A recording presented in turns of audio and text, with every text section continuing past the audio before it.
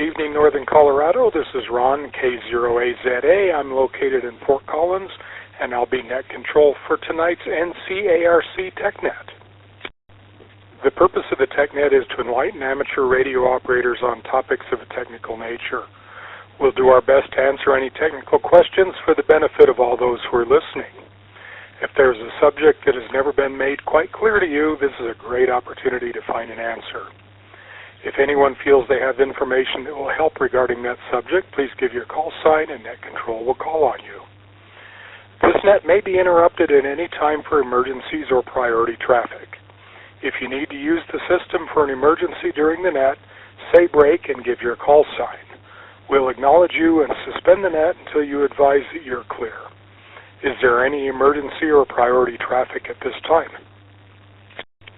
All licensed amateur radio operators with 70-centimeter privileges are encouraged to check into the net. NCARC club membership is encouraged, but never required for participation.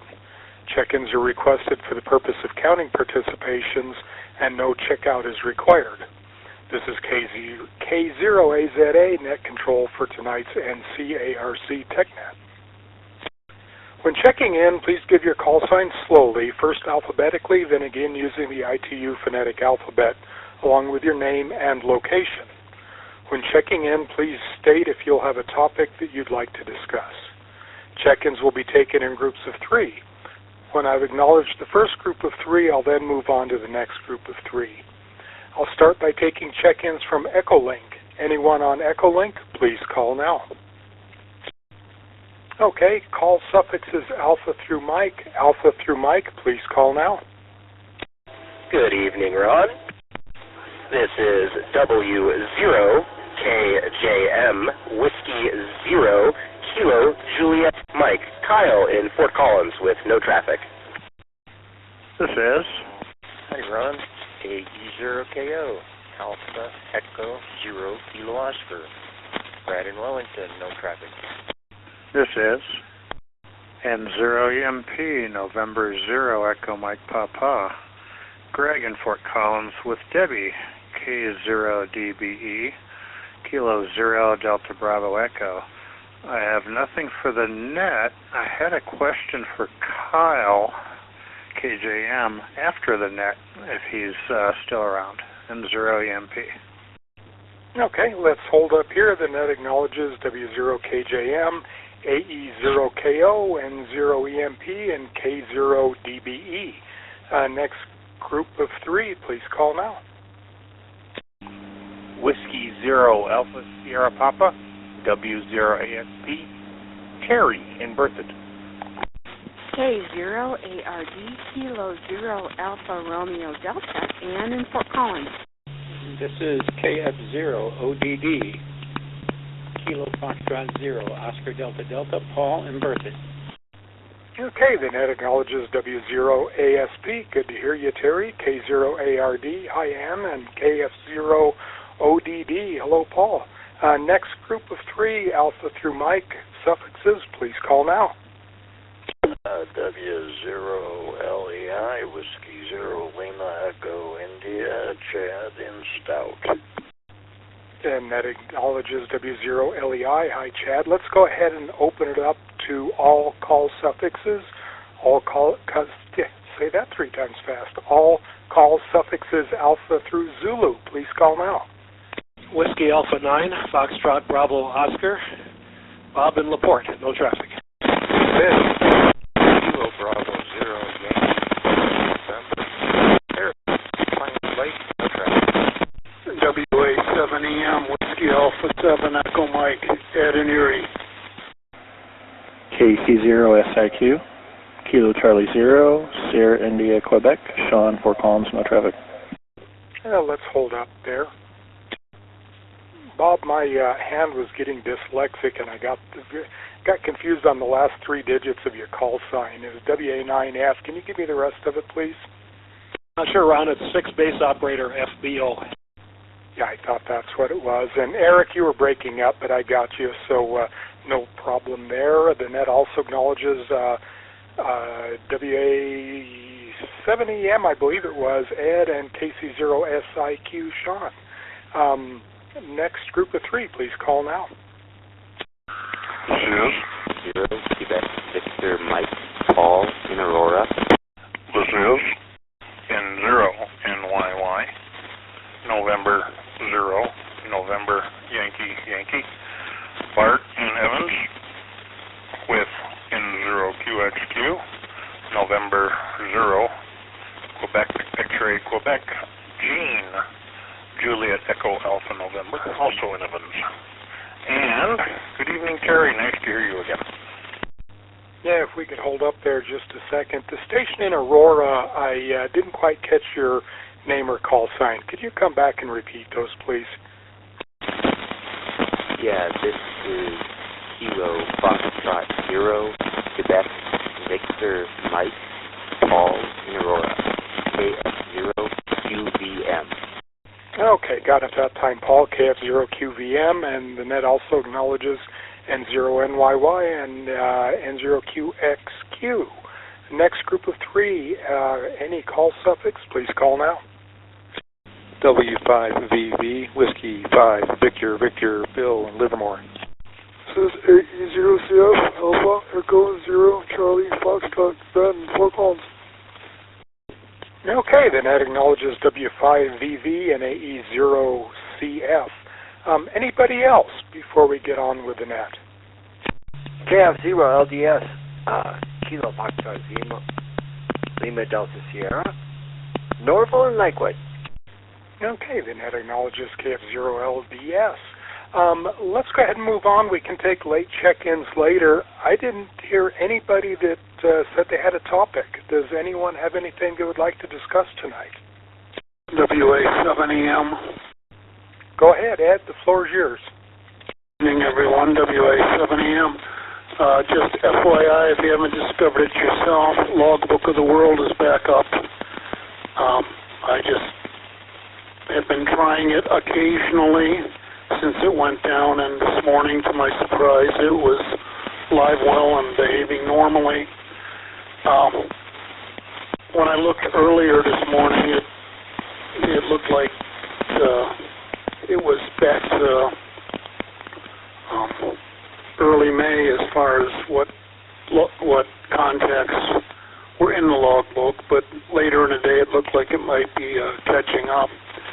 I'm not clear if your logger has been submitting things, if they've been caught, or if you need to go back in your logs and submit again. They caught. There was an email from ARRL saying the same thing, that it was back up, and use it cautiously. Don't drown it in input. So that's probably reasonable advice. So maybe we're back in business as far as having a online logbook, and as it were earlier in the year. WA7EM. Yeah, thanks for that update, Ed. They were down a long time. Hasn't it been a month or more? Yeah. I mean, there was some serious hack done. And ARRL is pretty close about what happened and what the consequences were and so on. So a lot of people are annoyed that ARRL didn't speak of it a lot more, but I guess if you're managing a major hack and FBI and others are involved, you don't talk too much. Yeah, I think that's the case. You don't want to give anybody any ammunition to do it to somebody else. Okay, anybody else have a topic? Good evening, Ron. This is KD0TYU, Kilo Delta Zero Tango Yankee Uniform. Late check-in, a couple topics, I guess you could say. Good to hear from you, Joe, and the floor is yours. Well, I've got kind of one announcement. If you don't do this, you've got to do this. 13 colonies started today, and it is K2A through, I think it is P. And then you can actually get a couple extras if you go to France and to Great Britain, and you can get these guys. And I've logged 4 or 5 already today, and They're on 20, 40, or they're all over the band, and they're doing any mode. They're doing CW all the way through FT8 and voice. So check it out. The second thing I've got is kind of interesting. On the TID radio, I've fooled around with that thing and fooled around with that, and then I decided that I was hitting the wrong button. So I went to YouTube, and that blue button is really kind of an important button when you're trying to go ham, GMRS, or normal. I was able to program that once I got to normal. I could program it with anything I wanted to. So, folks, if you've got one of those radios and aren't hitting the blue button, hitting number 1 like I was doing, they don't work real well. Yeah, the blue button is kind of it has a couple of functions, and aside from putting it into Bluetooth mode, it kind of is your menu button, isn't it? Yeah, it's surprising because I had to look at the YouTube videos. I'm sitting there thinking, what kind of a dummy are you not to hit that blue button and hitting the number 1, because the yes or no comes up, and it's so close to either one of them, and of course I just kept hitting the 1 thinking that he doesn't want the blue button. But yeah, it's I can program the thing with anything. I programmed in the local GMRS repeater, and I was able to get the air bands and anything that you want. I mean, it is such a cool road. And 220 does work on it. I just haven't got anybody to talk to. And why? Go ahead, Bart. Question for Joe first, and then for anyone else. Have you been able to put in a repeater offset on 220? I got mine set to the 1.6 megahertz that it's supposed to be, and every time I try to tell it to go to plus or minus, when I hit the menu button to return it, it reverts back to none. So I have been unable to put an offset in 220. Has anyone else succeeded at that? Well, I did, Bart, but I'm using software. Okay, Roger. I may try that as well. The GMRS was kind of a project to me because I couldn't quite understand what it was asking for the tones. It's not, when you work with this stuff forever and then you get something new, it's kind of like the digital stuff, but you have to kind of turn your mind to the DCS and not so much the CTS. So the tones are different, and then they talk about, I think it's a negative and positive offset. Am I correct on that, Ron?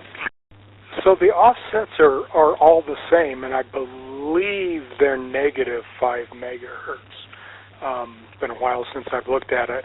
But yeah, they use DCS rather than CTCSS, and they typically use different DCS tones for the transmit and receive. So yeah, you kind of have to get your head around that. It's a bit different. Well, hey guys, this is a good radio. I mean, it's $38, something like that, 35. It's a good radio. It's very versatile. It's cute. My wife likes it because it's small. She's not going to use it, but she likes it because it's small.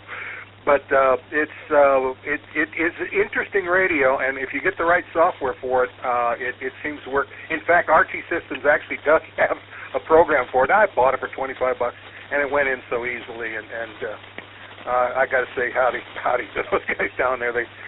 Karen and John are just two good people. They built this thing easy, and of course you use the same cables you would with anything because the chipset's in the radio. Well, I'll go back to Ned. Sorry to go on and on. Back to you. No, and actually going back to Bart's question about putting in the repeater offset for 220, was it the RT System software that you were able to do it with? Because I haven't been able to do it with any of the TID radio stock software. Hang on just a second here. Let me pull it up, and I can tell you. Where is it? There it is, right there, I think. The 220 software. Yeah, the offset is 1.6, I think it is, and it's negative. Yeah, I was able to put that in. Were you doing that with the RT System software? Yeah, I was. In fact, I've got everything. The air bands went in fine. It actually knew that it was an AM band, so it automatically did all that. Like I said, Karen and John did a heck of a good job on this program. So, yeah, I was able to do it with that, and it is $25. I'm sorry. And why? Go ahead, Bart.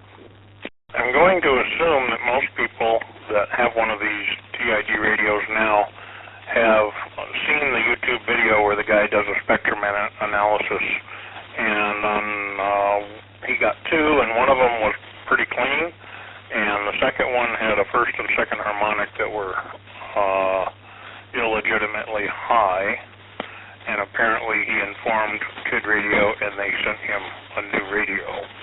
So it's worth having a look at that to see. They're not real consistent in their manufacture. I haven't tried my second radio on the 220 thing. I bought two of them, and haven't tried the second radio, but I'll do that here right after the net. And for those that don't have them, the phone software, you can talk to it with your smartphone.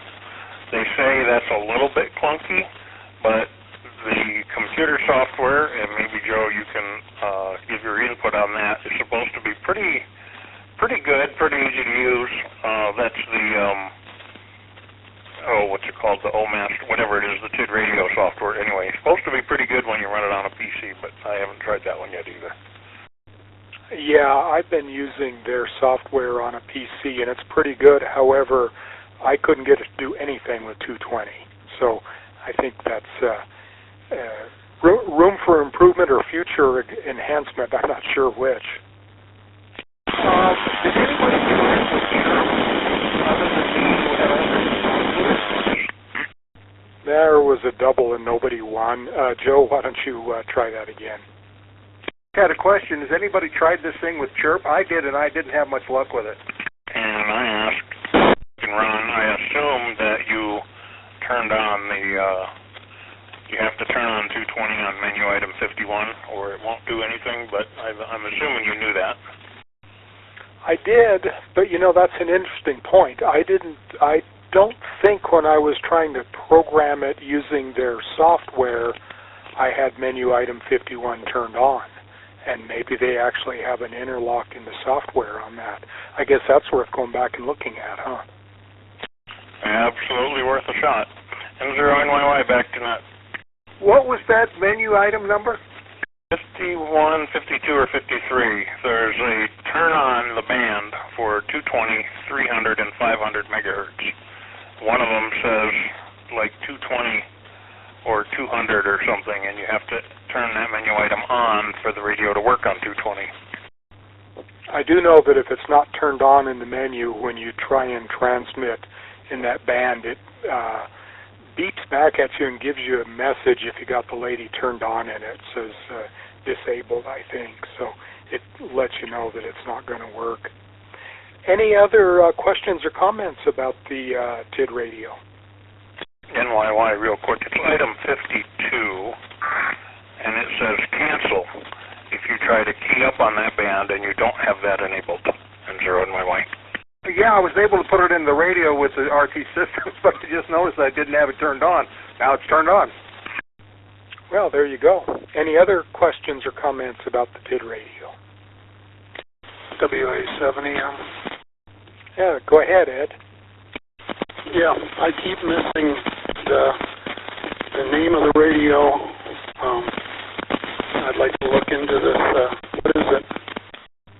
So the manufacturer is TID Radio, TID Radio, and it's an HD3 is the model. There are a couple of different models, a 3 and an 8. The 8 supposedly has 8 watts of power, but I think the consensus is the 3 has all of the fun bells and whistles. It's a neat little radio for $35. It's a fun one to play with. Thank you. That's TID radio, right? Yes, that's correct. Thank you. WA7EM. Anybody else? This is Katie ZTYU. Quick question for Bart. Have you tried that Bluetooth transfer between the two radios? I have not. One of my radios has a problem. The transmit power is way low, and I haven't. That's also the one that would not accept the 220 offset. I'm going to try the other radio, which seems to have full power output. I haven't measured either of them. I do know I measured one of mine and it has those two harmonics, but they're more than 60 dB down, so I'm not worried about them. And but no, I have not yet tried the clone function, but that's going to be really handy if, like, you're doing an event and a couple people have those radios and they all come up to you, what are we using? And we have a program set just for that event, and you just clone all the radios to it, and then everybody's got all the same frequencies. I think it's a pretty handy feature. And the ability to program it from the keypad is what sold me on it immediately. It's just like one of my old, what were those? Elenco. The old Elenco handhelds that you could just program everything right there from the keypad, and I love that. And let's face it, on a Baofeng, it's quite a challenge to do that. But, yep, I think these radios are going to be quite the rage. N0 and YY. Net control case is SIQ. Go ahead. If any Elmers, or anybody else for that matter, has somebody they want to try to get interested in ham radio, I have 2 TID radios. I'll donate to that project. Just send me an email, kc0siq@gmail.com. Yeah, that's very generous. Thank you very much. Anybody else? This is Katie ZTYU again. I just want to kind of recommend the RT Systems software, not because I know the people that run the place, but it was so much easier to program this radio with it, because it just absolutely understood what you wanted. I mean, I was amazed at how the air bands went in, up their AM, and they're simplex. Oh, okay, if you say so. But it does everything, and it's just automatic. And like you say, the 220 actually set the offset automatically. And you can modify it if need be, but it was pretty good. Okay, this is K0AZA, Net Control for Northern Colorado Amateur Radio Club Weekly TechNet. Are there any late check-ins? KE0ME, Dick Loveland. KF0GQH, Kent in Wellington. Bravo Yankee. Let's hold up there just a second. Dick, I didn't get your call sign. Could you come back with that, please? Kilo Echo 0, Mike Echo. Got it. Kilo Echo 0, Mike Echo, welcome to the net, and KF0GQH. Thank you for checking in, Kent. I think there was one other check-in after Kent, and I missed it. If so, please come back now. That's Kilo 9, Bravo Yankee Uniform, K9BYU, and Russell. Steve in Sedalia. Okay, I got K9BYU, and I think there was a second station in there. Second station, please come back. W9BPZ, Don in Fort Collins. KM7VY, Steve in Sedalia. Okay, I got Don W9BPZ. Steve in Sedalia, I didn't catch your call sign. Could you try that one more time, please? Roger, Roger. KM6VAY. Kilo Mike. Yeah, okay, Steve, you kind of broke up, but I've got it now. KM6VAY, welcome to the net. Anybody else want to check in? Kilo Echo 0, Romeo, X-Ray Foxtrot. Yeah, Romeo X-Ray Foxtrot. Could I have your name, please? Randy. Thanks, Randy. Good to have you join us. Anybody else that would like to check in? Whiskey 0, Sierra Alpha X-Ray, Jonathan, Fort Collins, and Mobile. Thank you for checking in, Jonathan. Anybody else? Okay, do we have any other topics for the net tonight? NYY. Go ahead, Bart. I am curious if anyone on the net this evening has ever used an Arduino as an APRS controller. I have been dabbling lately, and I found a little bit of online information, some of which is really good, some of which is not good at all. And I thought if anyone had some personal experience specifically using an Arduino, any Arduino, as an APRS controller, I would like to talk to them, possibly offline or via email or whatever, but I'm beginning to dabble, and I've got some moderate successes, but wanted to see if anybody else out there has done it. Kind of sounds like you're charting new territory there, Bart. I was concerned that might happen, and that's just fine. I will continue my research, and one of these days it'll come up as a topic in which I will present information rather than ask for it. Thank you, N0NYY. Yeah, I'd be very interested in hearing more about it when you get to that point. Any other comments, questions, or other discussion? RXF. KJM. Okay, RXF came first. We'll go to you, and then Kyle will get you. RXF, Randy, go ahead. I had just read about this app for an iPhone called Radio Mail. It's a WinLink email in your pocket, it says.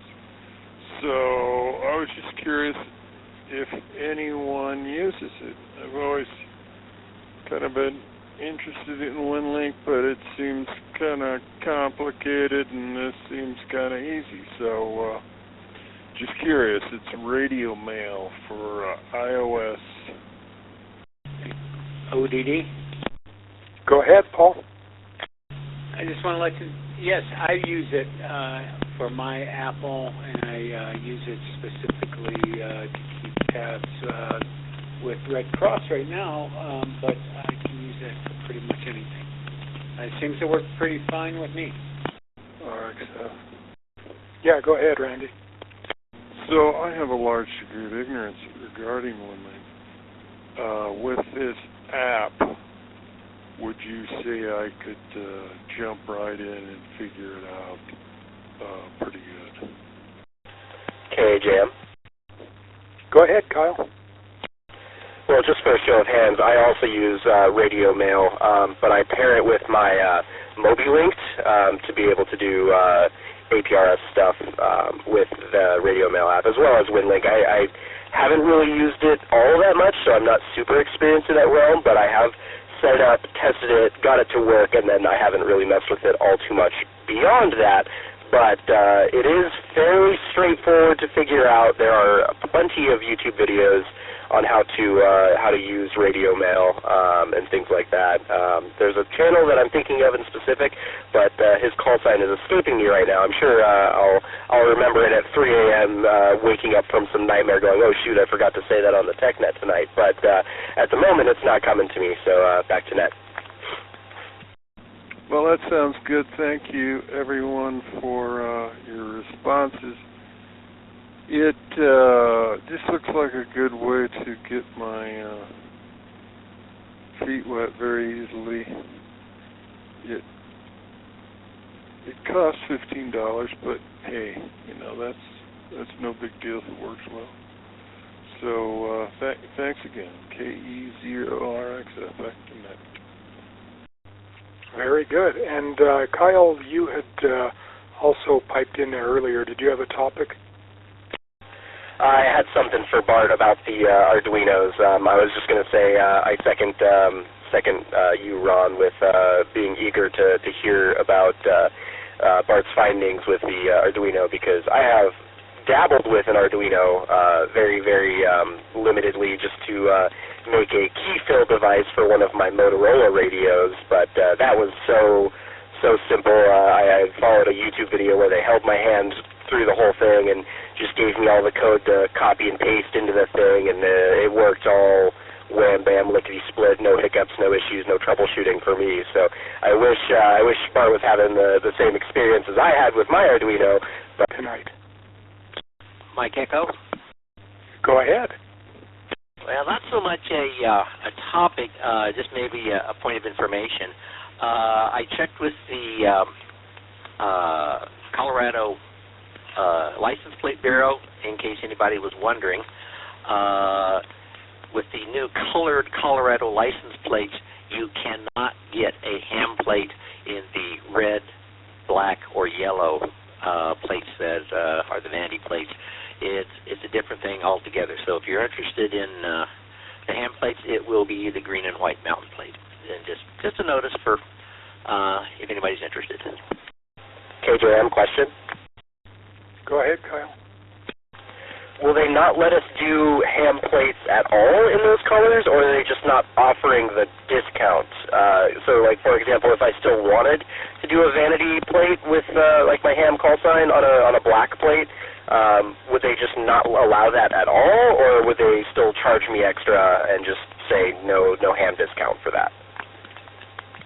I think it's kind of unclear. I think the biggest problem comes in the fact that on the regular plates you can't get the slash through the zero. So if you have a non-zero area call, it might be, you could get like, W9ABC possibly. But the red, white, and blue plates, red, blue, and black plates do have a $25 annual vanity fee. And, of course, these ham plates are only $2 a year extra. Awesome. Thank you. Really good to know. W0KJM, back to net. NYY. Go ahead, Bart. So an update on the TID radio. My one radio that has very low power output will not accept the offset on 220. My radio that works well with its power output and has very low harmonic emissions does accept the repeater offset for 220. So it's a peculiarity to that one radio, and I bet money based on that video a guy posted that TID radio will probably just replace it. So that's what I'm hoping. I will get a video going to them because they asked for one, and we'll see what happens. And 0NYY. Bart, is that programming in the offset off the front panel? Roger. And on the dysfunctional radio, I couldn't poke in the offset numbers, 01600. I had to use the down arrow, and from 5 megahertz to 1.6 took like 7 minutes to get down there. And then I went to hit the offset direction and told it minus, and as soon as I hit the blue button the second time to accept that, it reverted back to none, no offset. So it won't take the offset, and you can't keypad in the frequency. On the good radio, I was able to keypad enter 1.6 megahertz and offset minus, and it's there, and I tested it, and it's actually offsetting. Interesting. Well, I thought that mine didn't even have the offset option, but I'll bet you I didn't have that menu 51 or whatever it was for turning on the 220 turned on, so that was probably my problem. Roger, roger. Learning curves, but still, for $35 a piece for now a tri-band radio, that's hard to beat. Yeah, particularly when you look at all the other little bells and whistles that it comes with. So I agree with you. And this is K0AZA, net control for the Northern Colorado Amateur Radio Club, because I haven't said that in a while. Are there any other comments, questions, or discussion? K0ME. There was a double, but ME1, so go ahead, Dick. Alrighty, I feel like a newscaster tonight because it's not a technical thing. Just FYI, if any of you use Logbook of the World, I got an email, I think today from ARRL, saying to very carefully, slowly, and with small files, you can start reloading Logbook of the World. So if anybody's interested in that, I guess they're going to try to get it back running again. Yeah, thank you for that information. There was a station that doubled with Dick. Can doubling station please come back now? This is late check-in. Yeah, welcome to the net. Could I get your call sign and name, please? Yeah, this is Kilo Foxtrot 0, Oscar 1901. Jacked in Windsor. No traffic for the net tonight. Just wanted to check in because I haven't done that in a while. Welcome to the net, Jack, and thank you for checking in. Any other late check-ins? Any other comments, questions, or other discussion before we close the net this evening? Now, hearing none, this concludes the NCARC TechNet. Net Control would like to thank each station for their participation. We had a nice, lively conversation this evening. We had a total of 26 check-ins tonight. This net will occur again next Monday at the same time on this repeater. This is K0AZA closing the net at 18:49 and returning the repeater to normal operation. 73, and good night, everyone. This presentation was brought to you by the Northern Colorado Amateur Radio Club. For more information, visit our website, ncarc.net. Thanks for watching, and don't forget to like and subscribe.